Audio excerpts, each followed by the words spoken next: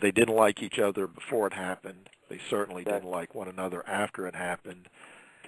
And there hasn't been a lot to change yet. I know Sean's a changed man since then, and that's good. But I don't think Brett can get over that hump. Sean's there. I mean, Sean was like, he was kind of like the perpetrator.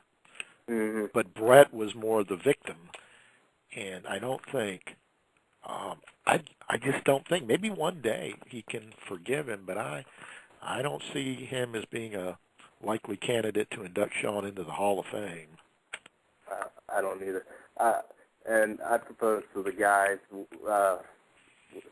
that maybe Bret Hart, because I think, reading his book, he seemed very, very concerned about his legacy, and I propose, he came back and got inducted, and that took some of it, but everybody still knows him for the screw job, and he just kind of came and then he left, so I don't think he fully regained anything back. I thought it would be really interesting if he were to show up at WrestleMania, which wouldn't have happened, but it would have been interesting to help put Randy over, as he was a second-generation star, and plus he blamed Hunter almost as much as Vince and Shawn for that. And that could have, he did that, came back on Raw the following night, claim some of his glory, and then fly back to Hawaii and, read a book. So. I just think there's, I think there was just too much damage done, and Brett occasionally talks to Vince. He's still friends with a lot of guys in the company and still watches the product, as far as I know. But I think there's a hurt there that it's going to probably remain with him forever, and he probably associates a lot of his bad luck over the years to the wrestling business in a way. I mean, you got the Von Erichs in Texas, what a dysfunctional family that was. And you also have the Hart Clan in Calgary, and that was a pretty dysfunctional group too. And a lot of the, and I'm sure all of them loved the wrestling business, but a lot of their hard times came as a result of the wrestling business. Exactly. And I don't think Brett wants to be a part of that anymore. No, definitely not. And when he left, it seemed that he blamed himself a lot for what happened.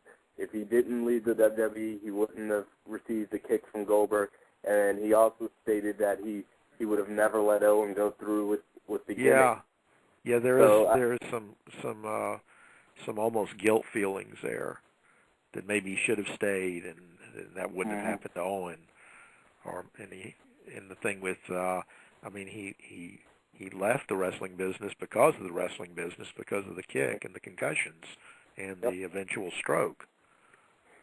So it's really taken a sad toll on the whole family, and there's so many rifts in that family too, as a result of the business and what happened after Owen's death, and different members of the family sided with Vince. Some were against him, and just caused.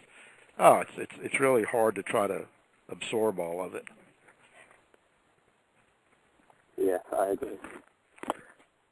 Well, Mike, I don't want to consume all your time. It's definitely been a pleasure to have you on. We hope you'll come back on. I will do. Great. Well, we hope we have you back on again in the near future, so we can go back through some, the history of wrestling and what's going on. Sure, we'll do that. And I might add, there's a piece coming up next Tuesday night on ESPN on the E60 show about Vince McMahon. Right, and they flew into Charleston to interview for that, correct?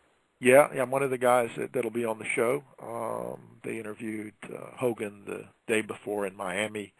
Also did from what I understand, a very extensive interview with Vince McMahon. I